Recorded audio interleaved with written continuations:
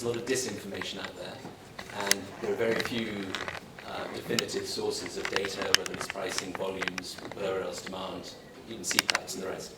But I think it's probably worthwhile to run through what it looks like from where we're sitting, because we are in as good a position as anyone to understand what's going on out there.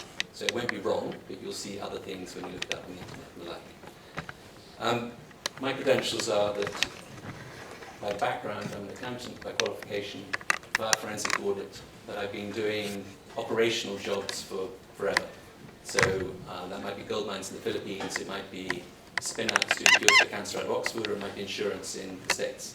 So my specialised area is I get involved in companies when they're going through periods of change, or when they're growing, or when they're new.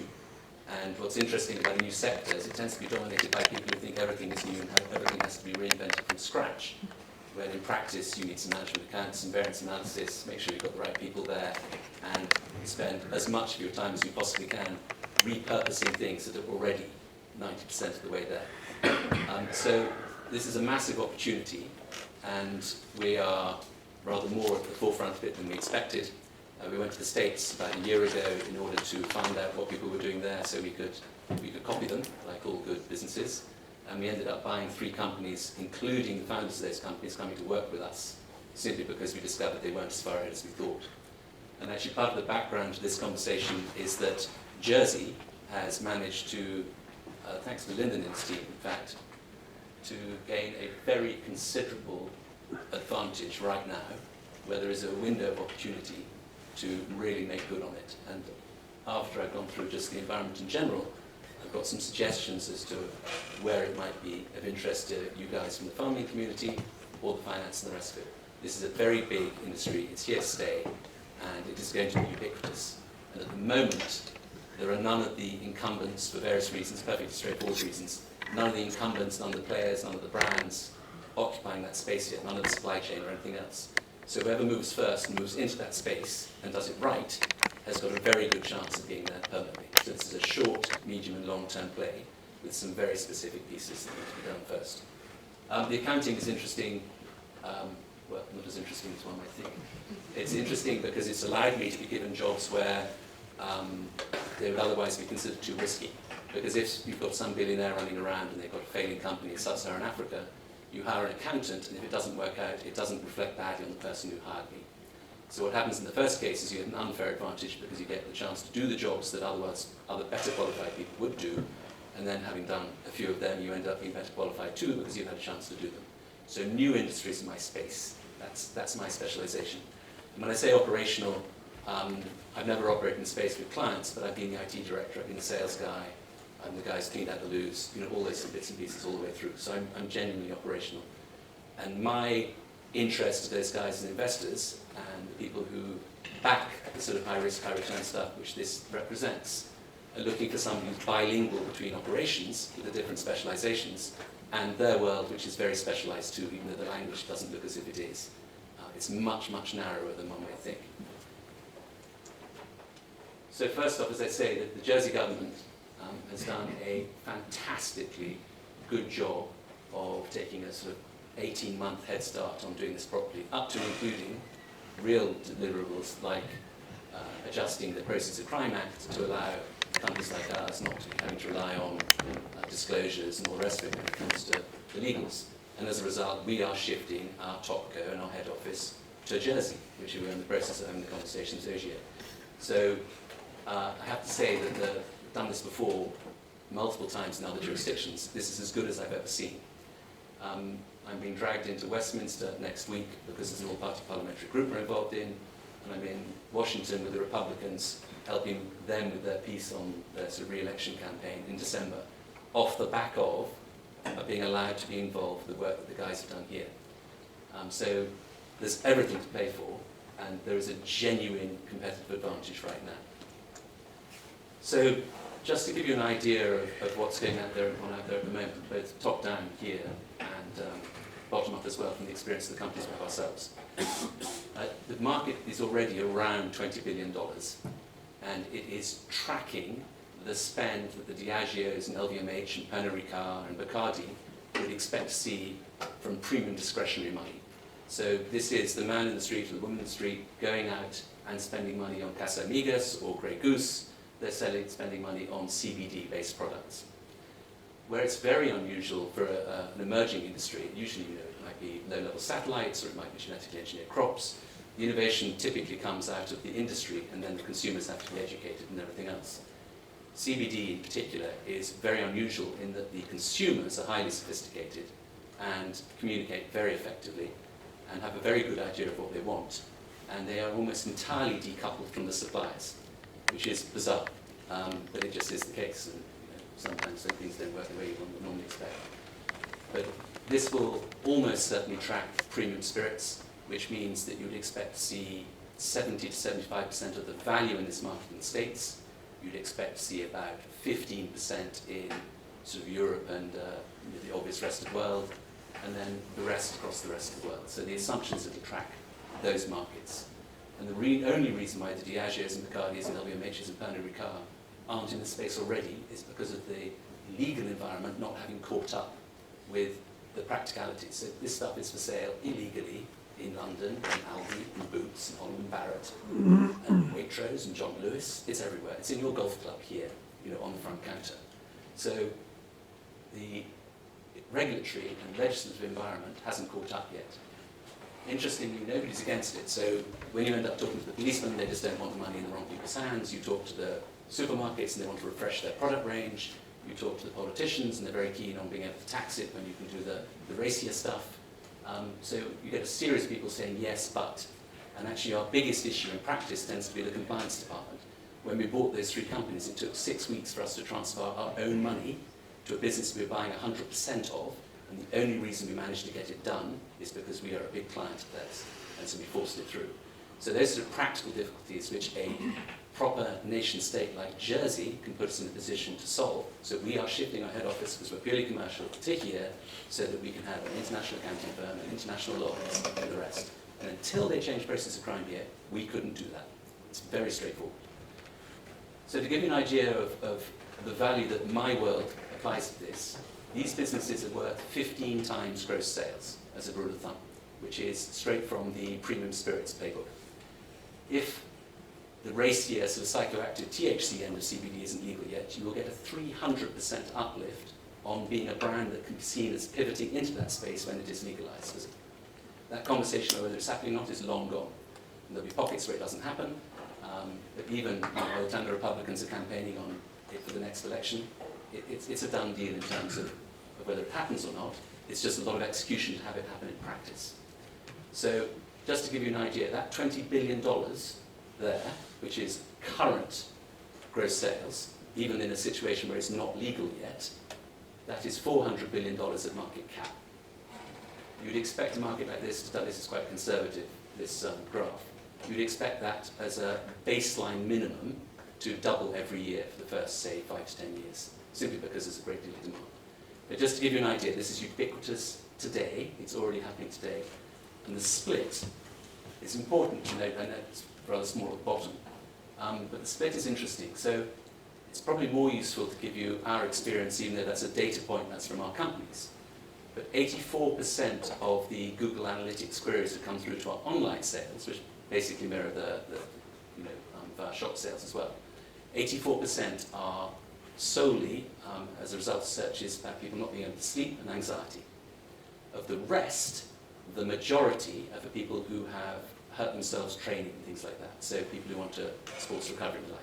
And by the way, not a bad example. So we've gone to see WADA, which does the drug testing for the US professional athletes. At the moment, if you take CBD because you hurt after you've been training, you fail a drugs test. But you can take codeine, which is an opioid, and people are self-prescribing. And in the UK alone, British Isles alone, we've probably got 1,000 unnecessary deaths a year, purely out of using codeine. Codeine is a $34 billion a year market. Most of it, I'm afraid, is online pharmacies doing prescriptions. So this is it's perfectly sensible stuff. So 84% sleep deprivation and anxiety. Our biggest seller are bath bombs. And most of the users we have are interested in rather ordinary things. So that I live down in Somerset and Exmoor, and people are using CBD cream, moisturizer, when they're farm labourers because it means they can make a fist at 9 rather than at 12. The stuff works great. So it's an interesting space, but the consumers are way beyond the newspapers and way beyond the industry and the producers. So, Charlotte Caldwell has been a regular visitor to Jersey, and I think she's probably going to relocate here too. She's a force of nature. And what you guys here have done is you've started to license people to produce medical CBD, which makes a lot of sense. And it's very important, and we should be supporting the rest of it. But in terms of the size of the market as farmers as to whether or not you should be interested in getting involved, it is a very tiny proportion of the market. And in my personal view, it's an interesting one where the medical gets involved with people wanting moisturizer, because there is an established industry to deal with pharmaceutical R&D. There's established methodologies for explaining to doctors what they should be doing when. You know, does it qualify for the NHS and things like that in the UK? So I think they make a great pump primer, and there is a lot of business in there, but we need to, as a group of people who are interested commercially, put the politicians and the like in a position where they can expand it with our support into being able to get bath bombs, because that's where the money is, and that's where the volume for the purchase, the production that I think you guys should be interested in is going to come from. We've got a factory doing white label production for other people as well as ourselves in Denver, and we do the same just outside High Wycombe in London. It's all very glamorous. Plenty of parking. So this is not bad as a run through. This is as good as you get in terms of official information out there.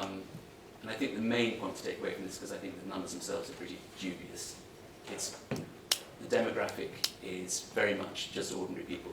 An interesting twist, 85% of purchases are actually by women rather than men, but the using seems to be 50-50 between the two. And the only conclusion we've been able to draw, but I'd be interested in any other speculation, is that it's just become part of people's regular shop, and this has got more women doing the shopping. So there's a dearth of information, but it's consumer mainstream before it's legal, before we as an industry are in a position to be able to supply the stuff they're asking for. So the bit that I really wanted to talk about now is what this means for Jersey and where, in our view, and by our, as I say, I'm chairman of the Jersey Cannabis Services Advisory Board, which should be representing as an industry brand bill everyone, whether it's people involved already or not yet, it doesn't matter. So it is absolutely intended as inclusive. The practicalities of not wanting 57 people in the room because then you don't get anything done, everyone recognises. But one of the reasons I'm very grateful for the opportunity to speak today is because we need to start the next stage of allowing people to participate where they should and do it on a sensible basis. And there's nothing very controversial to this, because we all need the same thing. And the reason I put the slide up there with the Keepers of the Quake is that, I mean, we do have some investments in whiskey and the like, so it's an area we know well. Scotland did a brilliant job of cornering whiskey as a brand to be synonymous with Scotland. And they've actually done it with a series of quite practical steps. So part of it may have been born out of the fact that you can't buy barrels, you have to swap them between each other. So you've got people who are ostensibly competing who aren't. You know, they're swapping barrels, they're swapping recipes, they're swapping everything else as you go along. But they put in a set of rules. They said, right, it has got to be in barrels in Scotland for 4 years. It has to be with these particular ingredients. It has to be done in this particular way. And they police them. And the Keepers of the Quake is basically industry regulation. So the big players, the big four I mentioned earlier, plus the Queen, in fact, got together and they got their chief exec sitting in the room and they said, right, how are we going to sew this up so that we end up being immediately synonymous with premium whiskey? And CBD is going to go the same direction. We are charging a 40% margin on our bath bombs and our sleep stuff and everything else. We don't have to make overinflated claims about what it does, so we don't actually have an issue with being pharmaceutical. This is a different space. It's quite straightforward. And again, unusually, sophisticated consumers, there is proper margin right from the beginning of this stuff, and it's pretty cost effective to produce. So our issues are ones of not being investable, not that we can't make money out of the business we're doing today. So where I think the Keepers of the Quake were clever is they recognised that Scotland was never going to be able to compete on producing whiskey for supermarket chains and the like. And I think many of the characteristics which led them to get to that space, which took them decades, are immediately repeated here. You've got financial services thoroughly professionalised. You've got to operate in an environment where if you offend the big countries outside of you, it's going to be taken away from you. So you've got credibility and reliability in terms of your policing of what's going on in the legislation. you've actually got an island community where people have known each other for generations, let alone know each other well anyway, where I would suspect people are already swapping tractors around at harvest time when things go bump in the night, because that's what we do in Exmoor. People always help out their neighbour and that sort of stuff. But I think that just doing it right isn't enough. I think we need to formalise it and move into what is blank space at the moment.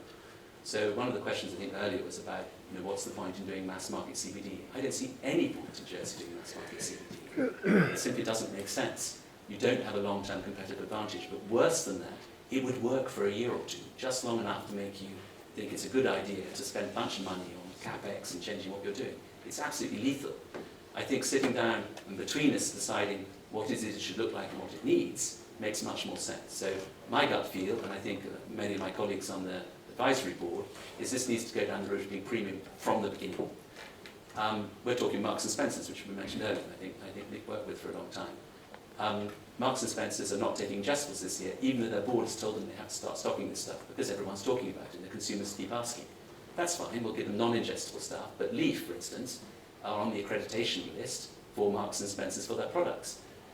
Marks and Spencers' issue is whether or not they can provide an audit trail for something they're being asked for. Not that they don't want to sell it, not that they're not asking for it, and not that they can't price it and move it at a level that suits us very nicely.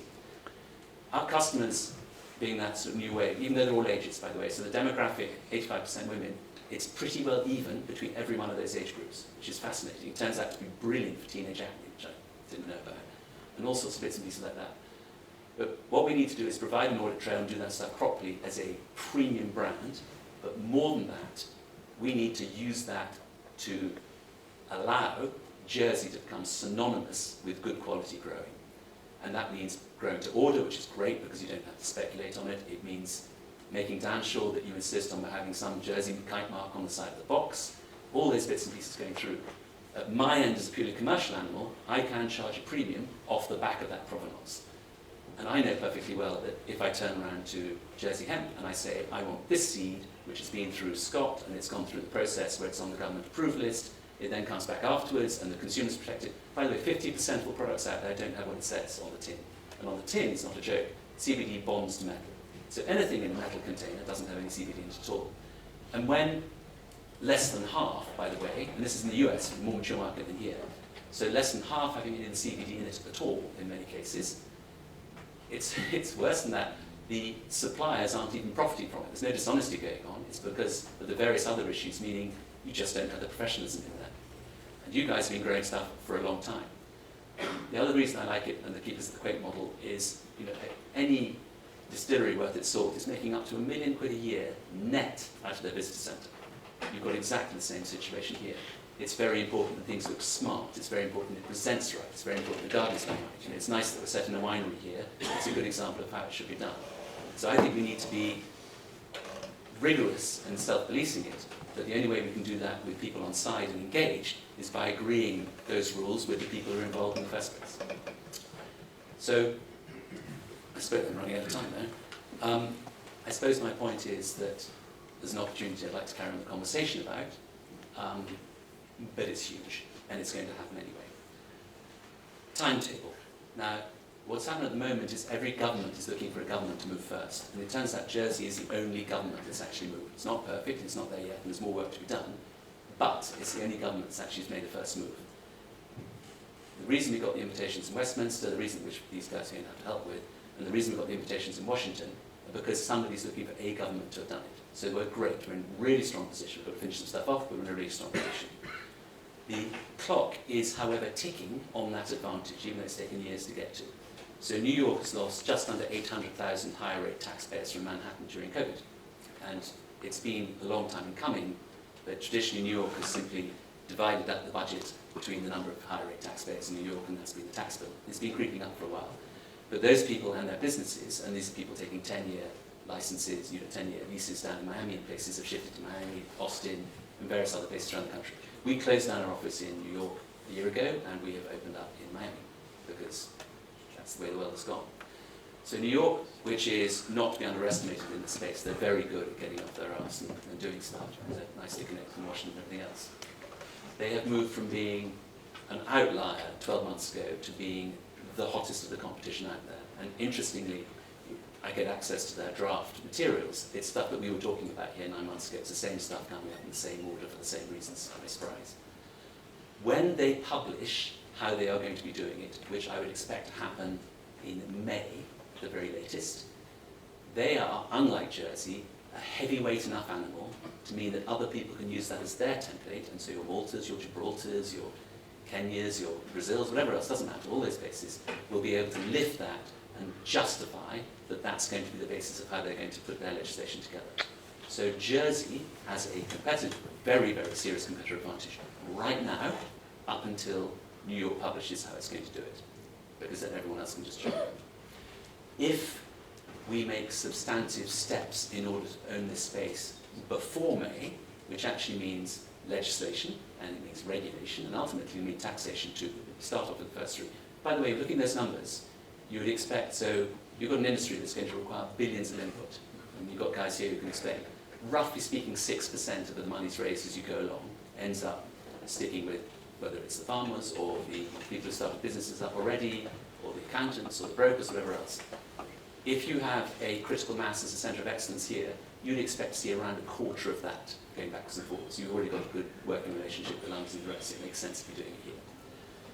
For us moving, the fact that you're big enough to be a real country with a proper government and everything else, but small enough to mean that we can stand in a room here and have actually people bothering to turn up and having the conversations, and the level of flexibility and engagement and interest, which includes us changing what we're doing where and when. Often we don't mind, but we don't know, and vice versa.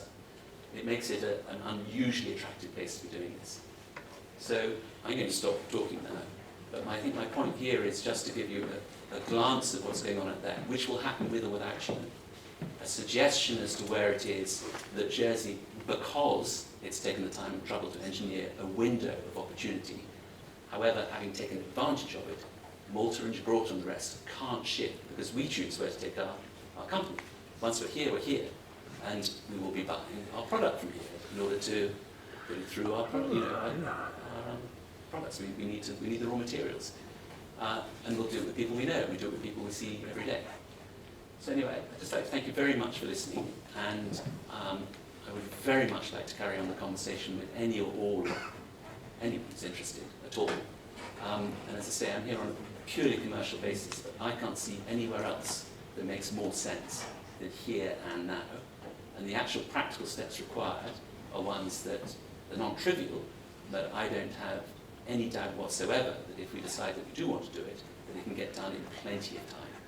It's pretty ordinary stuff. We're just solving for the compliance checklist at Santander and Barclays. We're just solving for Goldman's being able to get us in front of their investor conference in Miami. And they will use any excuse. They all want to do it already, but somebody has to come up with the first draft. And we've got 90% of the first draft done already. And then from there, you're the incumbent and you protect your position. But I think keep us at the Quay, Portman Group, Scottish, malt, whiskey, and staying in that space, short, medium, and long term. I think it's a massive opportunity, huge. I mean, I was only half tongue-in-cheek about Jersey Royals. I could see this being as big, there'd be lots of crossover, as the financial services sector. So I think it would be a bit like not signing the Beatles if we don't do it. Thank you very much. Thank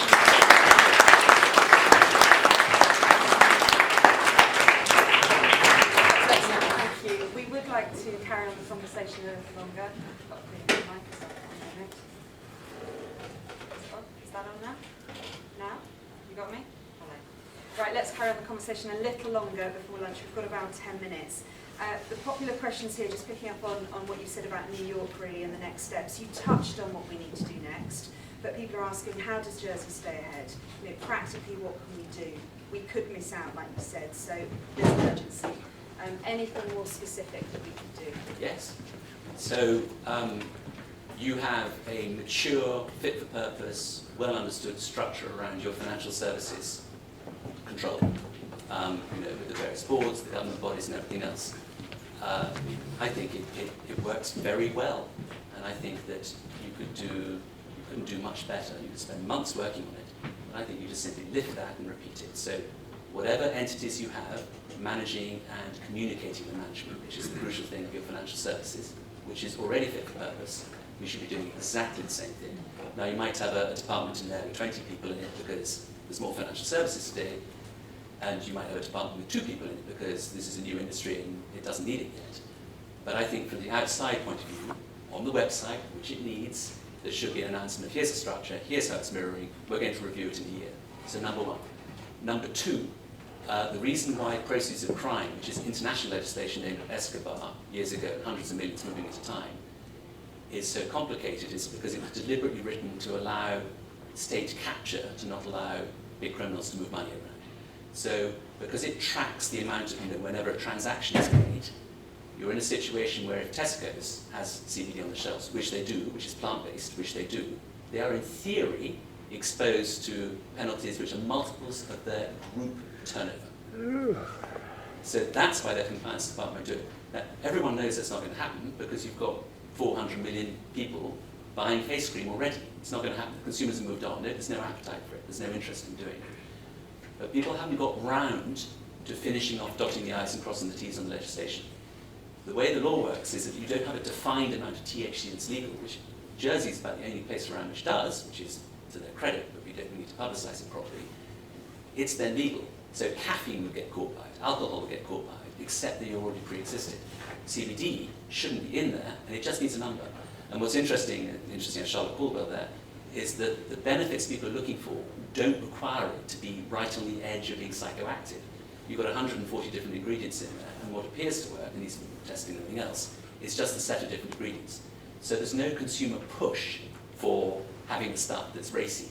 So personally, operational as I am, I can get I get 60 times my gross turnover as my valuation when I'm raising money if I'm just doing the easy bit and I'm getting the credit for the ability to pivot as and when it's legalized.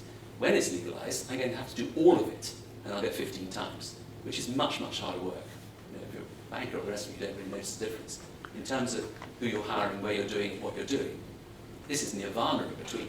So it just needs a limit, and it needs to be publicized and used, and then other people pick it up. It doesn't matter if it's high or low, it just needs to be something. And the third thing is we've got to move in and be seen to own the space. So personally, I think we should be having a conference in March. I think the conference should be really official. It should be the launch event for the new structures that we've got going on. And this is big news, and the feedback is very, very positive. You never get anyone being negative about it, from the police at one end all the way through to the politicians or the taxman, and back through to the consumers. It just looks silly, criminalising a great sort of set of your population. It's nonsense. So I think conference to announce the structures, which are based on the existing financial services stuff. You can always review it in a year. Making a headline out of the legal minimum quantity with a process behind it. So things like saying, we will review this in a year, and when's the first stuff goes through. Because at the moment the issue is you simply can't make a legal transaction because the process of crime. And the Home Office, by the way, 3 weeks ago, turned down an application for plant-based stuff where they got the THC out of it down to a level that was undetectable at 1 part in 17 million. And they turned that down as insufficiently clear that it didn't have THC in it. And that wasn't them being difficult, actually. It sounds like it, and you can see, you imagine the reaction in the room. But in real life, they're saying, stop passing it back to us and setting them out. So, conference, structure, and owning the space. And when people like me get invited to go to Washington or Westminster, we should all be there, because I'm just playing frontman on it. And New York's always going to be a centre because it's where the money is. London's always going to be a centre because it's the world centre for new industries, private equity, even though it's every nationality in there. Jersey and London's perfect because people are familiar with Jersey as a place to be able to sit their corporate entity. Only thing stopping a wall of money coming in is just that they can't make the transfers at the bank. And the bank, the compliance department's fine, they want to do it. They just need a piece of paper. So LEAF accreditation, I think it's a fantastic idea that everyone should be on it. We only do work in geographies that have been signed off by the government, but we get to propose the geographies. It turns out we don't want to be in geographies they didn't like anyway, so it doesn't matter, but it gives you something on your checklist. So it's just doing ordinary stuff right to provide that audit trail. But we've got until May, when it's too late. I think we need to own the space in March, and then there's no way any Isle of Man Malt comes anywhere near you. In fact, I go further, there's no way a London comes near you, because it'll fit very nicely with your current setup. Clearly an urgency to this, Nick, thank you. We are running out of time, but I'd like to ask you this. How can Jersey balance the increased land value of fields, glass, buildings that cannabis growers can afford without outpricing new local non-cannabis farmers buying and starting up farms? Look, I think it's a top point. And this is a personal issue because some of our members grow in different ways. For me, this fits into the same niche as you'd see in a tomato growing operation. You know, you go to a really competent tomato growing operation, it's a thing of beauty. But actually this is high value, high intensity, low footprint stuff. And you've got, you know, I've been driving around the island, you've got greenhouse after greenhouse with that stuff in it. That's exactly where the stuff should be grown. It doesn't need vast quantities of land. And actually it's perfectly happy on brownfield sites. People should be concentrating on how the carbon dioxide works and whether you go hydroponic and, you know, all the bits and pieces that these guys are already working on. But this is low land usage, and it allows you to start using, again, stuff that you are not using at the moment. There's only so many bowling greens you need to put in place. So I think it's a very good fit, and I do some farming, but it's a sideline. It's the sort of thing that I would like to see as part of one of the options. I'm actually applying for some licenses at home, simply because they have an option back. But this is stuff where people are going to be more interested in the security and fencing and how it's run.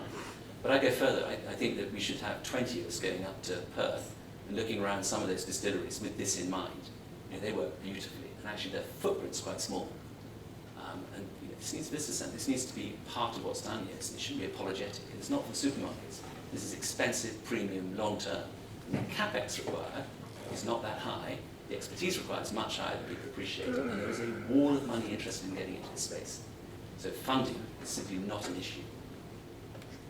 Would like to get through 2 more questions, but we're going to have to be short and sharp because it's lunchtime. Kevin Keane.